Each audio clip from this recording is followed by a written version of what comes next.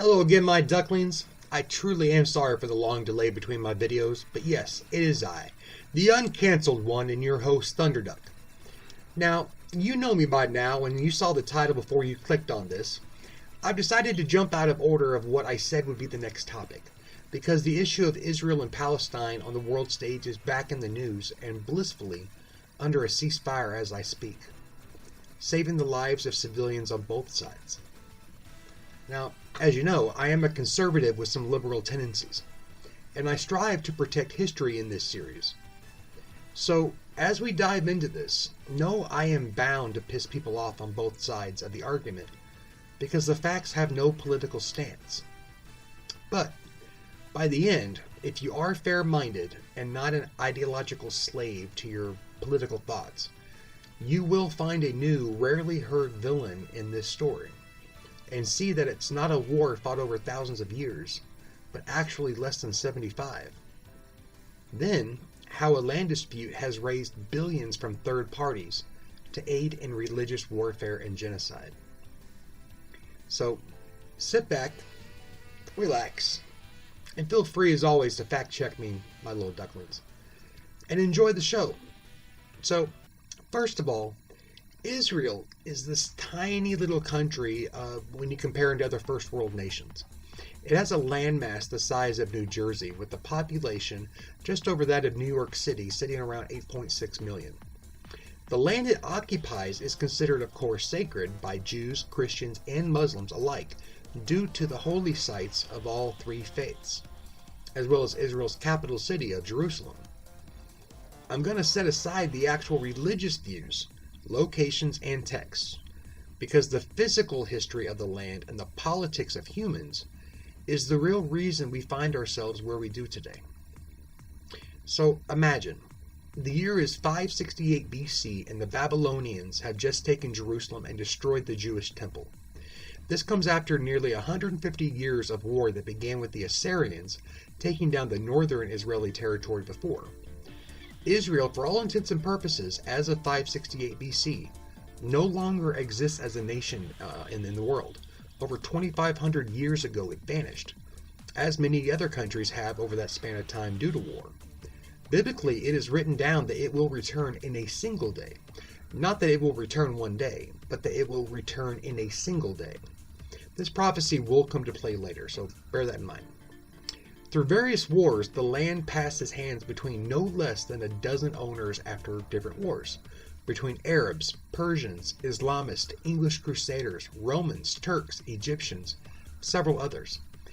It was this slippery hot potato and a centerpiece of land based on faith, as well as a strategic advantage due to Israel's coastline for harbors and foreign trade. From 1517 forward, however, the land was owned by the Ottoman Empire. Now, this was the longest single culture to own the landscape, and was now part of another larger country between its borders called Palestine. Palestine then included modern-day Jordan, to kind of give you a reference. And remember that, because we're going to come back to that here in a little bit too. During World War I, colonial England took control of many different lands, including Palestine, as the Ottoman Empire collapsed in 1917. A few years earlier, prior to the English rule, a letter of intent from England was drafted to create a Jewish state where Israel now sits. Now, this was done to attract Ally support during World War I. This was known as the Balfour Declaration, and stirred up fears that Palestinian Arabs would be controlled or even enslaved by the recognition of a Jewish state inside of their own lands. Jews still lived in that area, and they held religious ties to Jerusalem, but they were a very small minority and a focus even then of hatred without having a Jewish state to hold any sort of power. Think of the fears of American slave owners, what they must have had when talks of ending slavery began, fearing a repercussion from those they held down suddenly being given power and freedom. Anti-Jewish sentiment was already a huge rampant thing in the West, and as nice of an idea as this was, it was also seen as an exile order for Jews to leave Europe and ultimately go back to where they came from, with a gift of this tiny little parcel of land to call a nation and to call home. But as we know, that didn't go through at that time. There was something called the Zionist movement, though, that caused the nation for Jews to be seen as a viable cure for Jews in Europe. It actually began in the mid and late 1800s with a desire to reclaim their heritage and return back to the promised lands of where God had made his chosen people around Jerusalem. At the turn of the century, Palestine was a relatively peaceful place, with 80% of the population being Muslim and 17% Christian. But from 1900 to 1930, the Jewish population exploded from 3% to 30% in Palestine, rapidly increasing with Zionists. Think of how conservative Texans feel every year when 200,000 Californians move in fleeing their Democratic California government control and taxes, but bring their same liberal voting habits that caused what they ran away from to Texas. Palestinians of all faiths suddenly found themselves in a cultural and political explosion with a rapid rise of Jewish immigrants. All of Europe now, not just Germany, was becoming very nationalist. We hear this as a bad term from liberals today because Hitler described himself as one and he was a neo-Nazi. White supremacists also refer to themselves as white nationalists. But the Austro-Hungarian area was one upwards of 15 different new countries to be broken up out of that empire. That was what was left of the Ottoman Empire, due to different regional prides. England saw itself as an empire and a superpower with a very nationalistic belief. Nationalist is just the belief in the superior status and pride of your country. Donald Trump was the poster boy for a president putting American exceptionalism on full display without regret with his America First policies. The Zionist Jews in Palestine by 1920 were beginning to buy up lots of land collectively, creating co-ops. This began pushing Palestinians who worked these lands for generations off of the plows, giving the work to other non-land-owning Jews for employment who needed a job. Well, this, of course, was the beginning of Palestinian resentment towards what was an extremely low population minority only 30 years earlier, that was gaining standing and well-organized prosperity without even having their own country at this point. This caused a nationalism itself with the Palestinians, feeling encroached upon by foreigners while under British rule. This led to a massive revolt in 1936 against England. The Jews backed England in the battles over the British railroads and trains, being blocked and attacked by angry Palestinian rebels, hoping this would revive the Balfour Declaration and they would eventually be rewarded with that land and a Jewish state.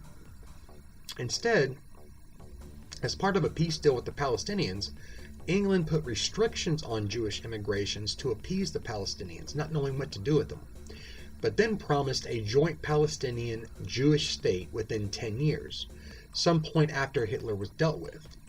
Well, this left no one happy, particularly the Jews in Europe who were trying to flee Hitler and had now had nowhere else to go. Surprisingly, though, in hindsight, this did lead to peace throughout WW2 in all of Palestine. Jews were actually safe. The anti-Semitic ideas reached the fever pitch under Hitler's rule in Germany, as we all know, needing a scapegoat to blame for the financial problems they had with the 1-2 punch of losing World War I and then the rise of the Great Depression. Hitler didn't want Jews exiled or even given their own nation. They were to be wiped off the face of the earth. This began Hitler's final solution with the Jewish Holocaust, with concentration camps for mass killings or Jewish slave labor, and of course was the catalyst for World War II. 1 in 3 Jews in the world were killed during this time. But now we get to what leads us from World War II peacetime in Palestine to rockets flying for 11 days this month in 2021. The real problem of today began with the forming of not Israel but the United Nations.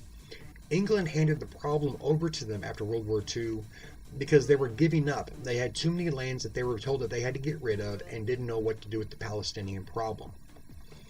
In 1947, as England was releasing many of these lands, they kind of made good on the Balfour Promise via the UN's intervention.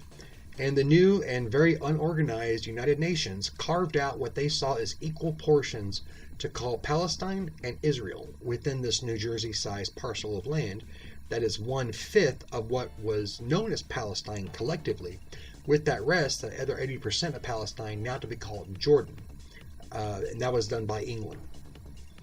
But with each having 3 unconnected plots of land, with Jerusalem going to Jordanian control, it only took a few months of this to begin the Arab-Jewish War of 1948, as you might imagine, because over 700,000 Palestinians were instantly displaced with the new borders that were just created by the United Nations and became refugees, fleeing to other surrounding Arab countries.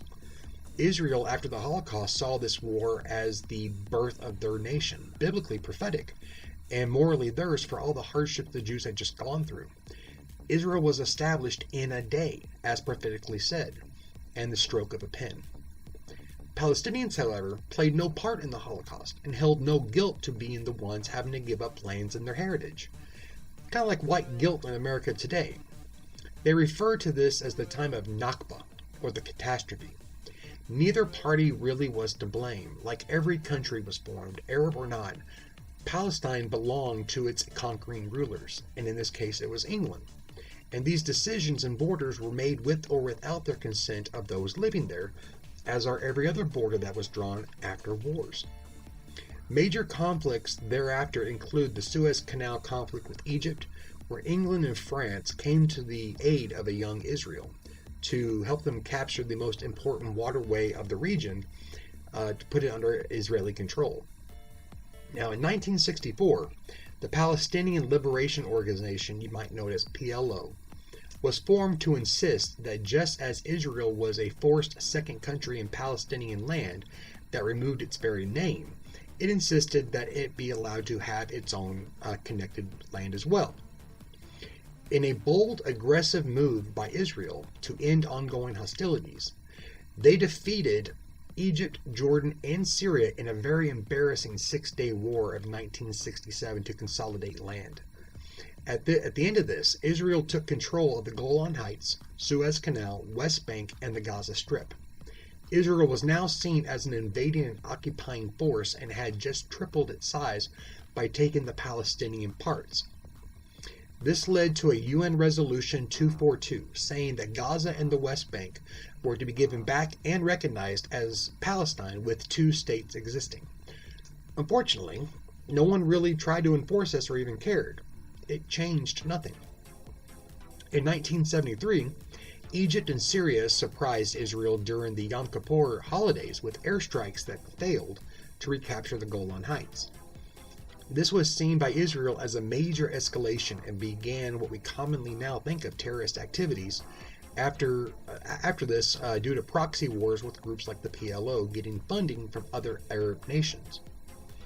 In 1982, once again Israel saw itself as a bit of an aggressor. It invaded Lebanon, where the PLO was centered with their power, to stop them from committing these terrorist acts towards Israel and to throw them out of power. In 1987, as part of the Oslo Peace Accords, to stop a Palestinian uprising, Israel pulled their troops from the West Bank and Gaza, effectively giving Palestinians the land they wanted, and as decreed by the United Nations. A sticking point to this, though, was that Jewish settlements were already made in these areas, and there was effectively Jewish-owned land, which Israel would not sign away or force Jews to flee their own homes and become refugees themselves. Israel was resisting the borders moving over their people, an issue like I said earlier, and swearing to defend these citizens and land existing in Palestinian areas. From 2000 to 2005, terrorism ramped up after Israel marched 1,000 soldiers into Jerusalem to claim a holy site for Jews, Christians, and Muslims to be a part of Israel. They even began work on a protection wall surrounding all Jewish settlements, even though some of these settlements, like I said, were in Palestinian recognized lands, which made the rest of the world kind of wonder if this was an illegal land grab.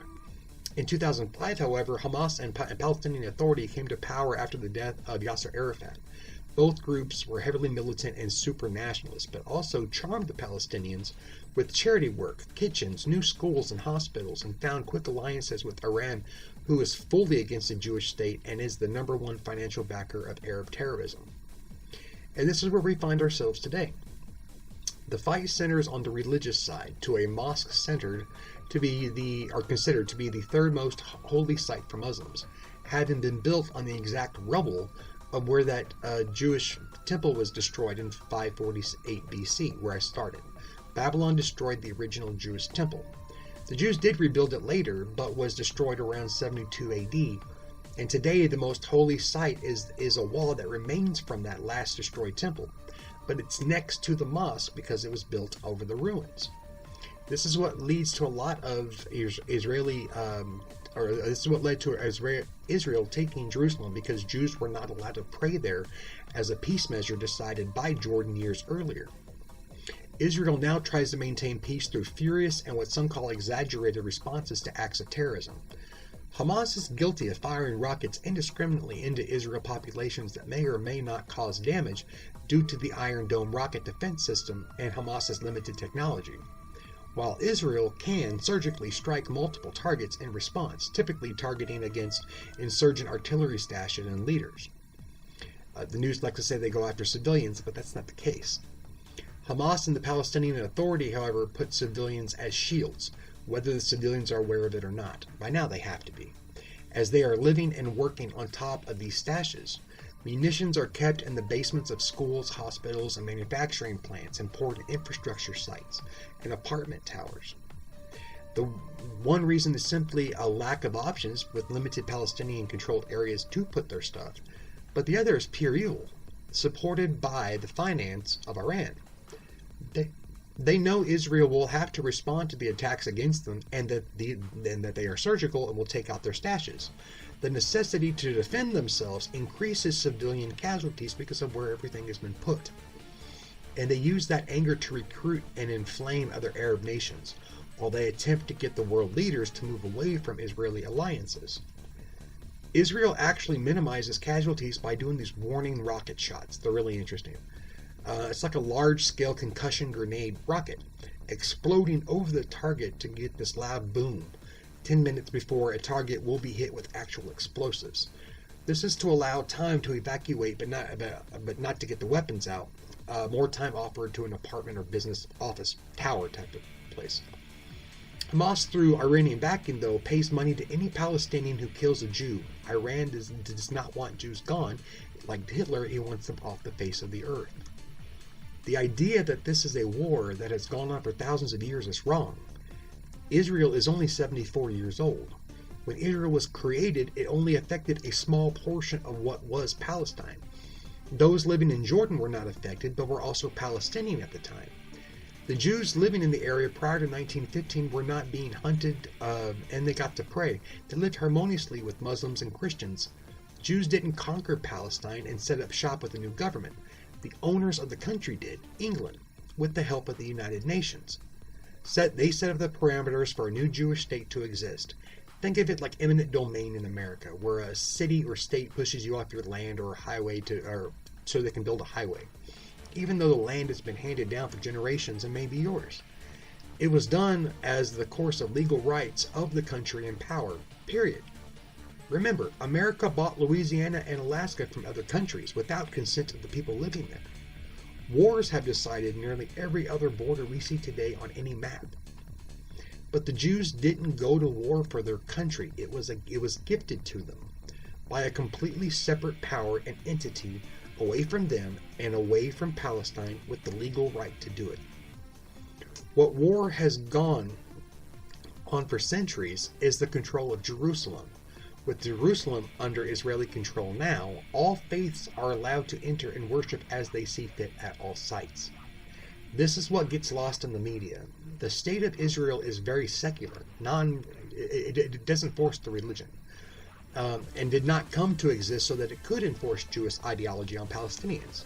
Because it's called a Jewish state, one can assume it's like Vatican City with a Jewish pope somewhere running around, but it's not. Israel is modeled quite a bit after American constitutional democracy, with the separation of church and state and freedom of religion. Jerusalem is basically an open border for religious travelers and those on pilgrimages. But because it is held and controlled by a secular Jewish country, it is often the focal point of flash violence. Israel is very protective of Jerusalem, and as I said earlier, tends to overreact or even react extremely to threats of any kind. This sometimes includes blocking or breaking up protests, putting up blockades. The current skirmish that's been in the news lately was due to a family real estate dispute with Palestinian families possibly being evicted in land controlled by Israel, but per the UN should be Palestinian, and then being evicted. This again happened over 40 years ago. The West sees it as Israel's now. Owners by war, I suppose. Arabs see it as a legal occupation by Israel that has just continued for 40 years. The resistance began in Jerusalem near the Holy Mosque and escalated from there when Israeli soldiers came to break it up. Right or wrong, because this occurred near a religious sanctuary, the rockets began flying from Hamas, and civilians on both sides started paying the highest price. So where do we go from here? Well, a two-state solution has been talked about for over 50 years, where Israel gives up part of its minimal land to be called Palestine. The fight is not over quantity of land. What no one ever says is that Jordan is Palestine, or it was until England renamed it. The fight is over holy prayer spots. So if the argument is having a land called Palestine, then Jordan could simply be renamed and it's over. Jordan is just as old as Israel as far as the name goes. Or cut a piece of Jordan off, which is 4 times the size of Israel. But ultimately, a two-state solution will not work when one doesn't want the other to exist. That's how far it has come in just the last 74 years of peaceful Palestine to genocide. Israel is surrounded with their backs to water with countries like Iran, Lebanon, and Syria who think Hitler had the right idea. Anti-Semitism is perpetuated by the woke mob in America today. BLM, college campuses, and many other of our own government like AOC and Rashida Tlaib allow to spread tiny little messages of Semitism through tweets with impunity and no consequences. It's part of Marxism and socialism as shown by Hitler and his Nazi Socialist Party. On the alt-right, we get white supremacists hating Jews in Charlottesville, and that was on the news for weeks legitimately and should have been. Because it fits the white hate narrative is why they did it though. Not because they wanted to stop anything to do with Jews.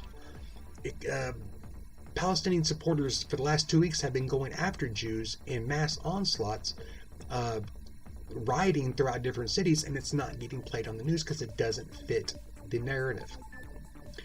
It isn't a person, a government, land, or a two-state solution. It is a shared belief in Hitler's final solution, an ideology that the world is better off without those of the Jewish faith. An extermination of the children of Abraham. Jews are seen as less than human, like black slaves in early America, except the slave owners saw the slaves as useful and encouraged them to stay alive and were protected like cattle. Jews are seen as the rats in the barn that chew up the structures and should be removed.